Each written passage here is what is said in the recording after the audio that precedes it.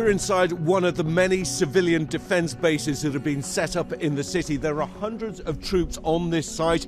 I say troops, but 1 week ago they were ordinary citizens with ordinary lives. And I think there's a real sense here that people know that this battle is closing in after one of the bloodiest 24 hours for civilians and soldiers since this conflict began.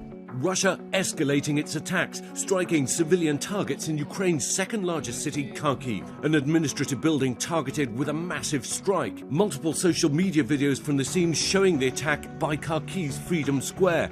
The mayor of the city saying Russians have switched tactics to aerial bombardment after their ground offensive failed. But Ukraine's defense forces striking back. The Ukrainian military posting this video to Twitter, which they say shows their drones hitting Russian vehicles trying to advance on Kyiv. And inside the city, thousands looking to flee before the fighting reaches their homes, but others ready to pick up arms and defend the capital. These latest satellite photos showing a Russian convoy stretching up to 40 miles long, advancing on Kyiv. They continue to want to move on Kyiv, to capture Kyiv, to take Kyiv. And as the battle rages, Ukrainian and Russian delegations meeting for 6 hours on the Belarusian border, unsuccessfully attempting to reach a ceasefire deal, but at least agreeing to meet again in the coming days. The Ukrainian President Zelensky accusing the Russians of negotiating in bad faith, saying fair negotiations can take place when one side doesn't hit the other with rocket missiles during the negotiations.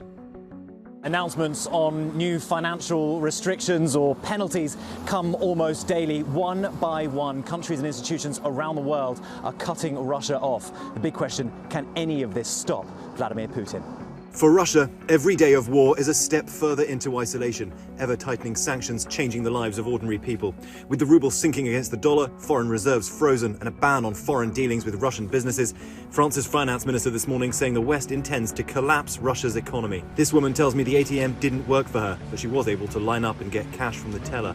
Who do you think is to blame for this? Do you think it's Vladimir Putin, or do you think it's us, the West? I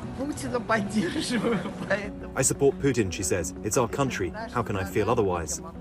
Protests continue. Now nearly 7,500 people arrested in more than 100 towns and cities across the country. Putin has his support, of course, but this war could turn back 30 years of progress, and not many want that. The Russian Tourist Board says 150,000 Russians are now stranded abroad. Their flights cancelled, their bank cards not accepted. What we're dealing with here is a government that's lying to its people, the people starting to figure out that they have been lied to, but because of the repression in Russia, they don't have very many outlets to express their discontent or to do anything about it. On camera Monday, Putin responding to the newly imposed sanctions on Russia, referring to the West as an empire of lies. And this morning, we're also taking a closer look at Putin's state of mind. Photos of him sitting far apart from his other world leaders and even his own top advisors. Few reports that he's remained isolated in recent years and hunkered down during COVID.